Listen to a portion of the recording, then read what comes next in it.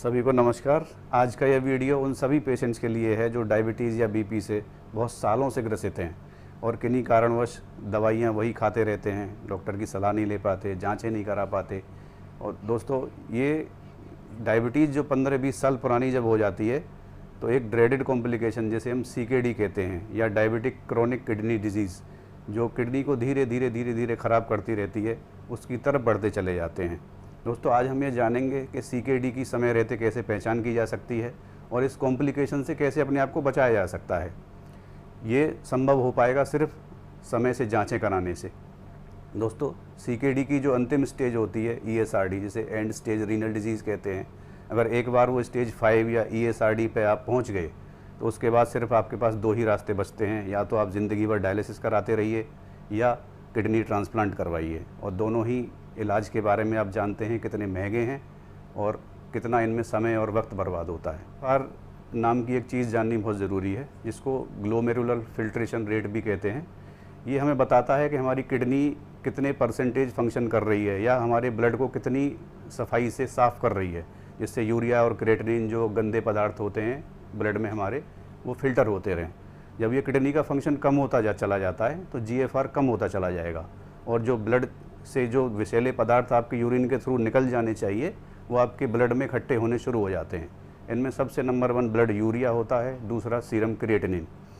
ये जैसे जैसे बढ़ेंगे GFR आपका कम होता चला जाएगा। तो हमें GFR को नापने की कोई ऐसी विधि निकालनी थी जिससे कि हम किडनी के फंक्शन को पहचान सकें। नॉर्मल इंसान में जिसको डायबिटीज़ या बीपी नहीं है, उसका भी GFR साल 10 साल कम होता चला जाता है, लेकिन डायबिटीज़ के पेशेंट में इसकी गति कम होने की बढ़ती चली जाती है। और अगर आपकी शुगर या बीपी बिल्कुल कंट्रोल नहीं है तो ये गति दोगुनी हो जाती है, तो GFR आपका बहुत तेज़ी से गिरने लगेगा। आप सभी ने कभी ना कभी अपना किडनी फंक्शन या रीनल फंक्शन, जगह जगह अलग अलग नाम से इसको जाना जाता है, ये तो कभी ना कभी टेस्ट कराया ही होगा। इसमें एक चीज़ होती है serum creatinine level. Serum creatinine level से हम GFR का अनुमान लगाते हैं, बल्कि कई लैब तो अब GFR को अपनी रिपोर्ट्स के अंदर छापने लग गए हैं। ये GFR एस्टिमेटेड होता है। सीरम क्रिएटिनिन लेवल से हम GFR के लेवल को एक इक्वेशन में डाल के कैलकुलेट कर लेते हैं, जिसमें पेशेंट की एज, सेक्स और सीरम क्रिएटिनिन लेवल 3 चीज़ों की ज़रूरत पड़ती है। ये EGFR लेवल आप ऑनलाइन कैलकुलेटर आने लगे हैं बहुत सारे, वहाँ से भी कैलकुलेट कर सकते हैं। तो EGFR के बेसिस पे हम CKD की स्टेजेस डिफ़ाइन करते हैं। CKD stage 1 to 5। CKD stage मानी जाती है जब EGFR 90 से ऊपर हो।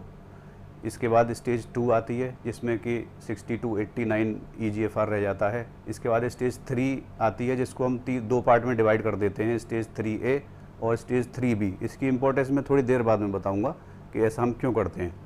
स्टेज 3A में ये EGFR का लेवल 45 to 59 और स्टेज 3B में 30 to 44 रहता है। अपनी डेली OPD में मैंने देखा है कि ज़्यादातर पेशेंट्स या तो 3A में पहुंचते हैं या 3B में पहुंचते हैं या फिर कई बार स्टेज 4 में पहुंच रहे हैं।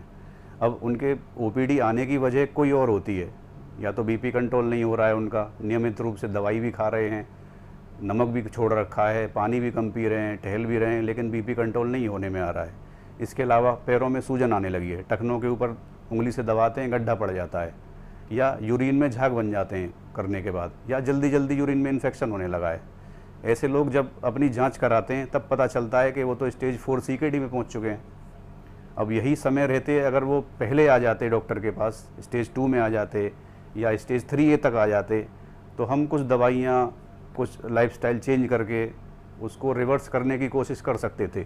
लेकिन एक बार स्टेज 3B या स्टेज 4 में पेशेंट पहुंच गया तो हमारे पास भी करने के लिए ज़्यादा कुछ रहता नहीं है। उसको वहाँ मेंटेन तो किया जा सकता है, लेकिन उसको वापस से EGFR को हम बढ़ा दें, ऐसा करना लगभग असंभव हो जाता है। और हमारे पास भी कोई चारा नहीं बचता कि हम नेफ्रोलॉजिस्ट या गुर्दा रोग विशेषज्ञ के पास पेशेंट को रेफर करें। अब तक के वीडियो में एक बात जो मैं बार बार जोर दे रहा हूँ वो यही है कि कम से कम साल में एक बार अपनी जाँच ज़रूर कराएँ। किडनी के फंक्शन को जानने के लिए सिर्फ 2 मुख्य जांचें होती हैं जो साल में आपको करानी चाहिए। नंबर 1 पे आती है यूरिन ACR, जिसे urine albumin to creatinine ratio भी कहते हैं। ये हमें बताती है कि हमारी यूरिन में प्रोटीन की मात्रा कितनी जा रही है, यानी किडनी हमारी यूरिन में प्रोटीन को कितना फ़िल्टर करके बाहर निकाल रही है। नॉर्मल करीब ये 30 ग्राम से नीचे नॉर्मल इंसान के भी रहता है यूरिन में, लेकिन अगर 30 ग्राम से ऊपर जाने लगा है तो समझ लीजिए कि आपकी किडनी में डैमेज शुरू हो गया है।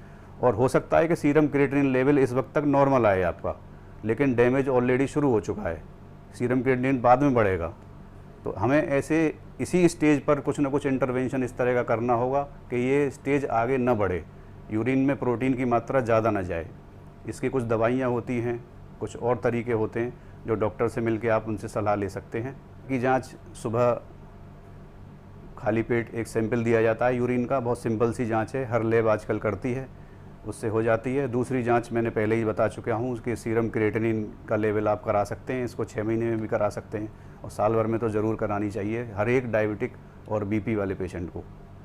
दोस्तों, मेरा बस यही प्रयास है इस वीडियो के माध्यम से कि लोगों में डायबिटिक किडनी डिजीज़ के प्रति थोड़ी जागरूकता फैले और लोग समय से अपनी जांचें करा सकें। ऐसी स्थिति में न पहुँचें डॉक्टर के पास कि उसके पास भी करने को कुछ हो नहीं। अगर इस वीडियो के माध्यम से मैं चंद लोगों की भी किडनी बचा सकूं तो ये मेरा प्रयास सफल माना जाएगा। आप लोगों के भी परिवार में, रिश्तेदार में, दोस्तों में ऐसे मरीज़ बहुत सारे होंगे जिनको बीपी है, शुगर है, थायराइड है, वज़न बढ़ रहा है बहुत समय से और दवाइयाँ नियमित रूप से नहीं लेते हैं या कंट्रोल नहीं रहता है या जाँचें नहीं कराते हैं। ऐसे लोगों को ये वीडियो शेयर करें, हो सकता है किसी की मदद हो जाए। तो मेरा नाम डॉक्टर एस के शर्मा है, मैं जनरल फिजिशियन हूँ और मैं अपना एक डायबिटीज़ क्लिनिक रन करता हूँ अपने लोकल सिटी में। और मेरा यही उद्देश्य है इस देश में कि सस्ता और सुगम और उचित इलाज सभी लोगों को मिल सके, हर तबके को, यही मेरा प्रयास रहता है। इस वीडियो को अंत तक देखने के लिए बहुत बहुत धन्यवाद आप सबका। आपका दिन शुभ हो।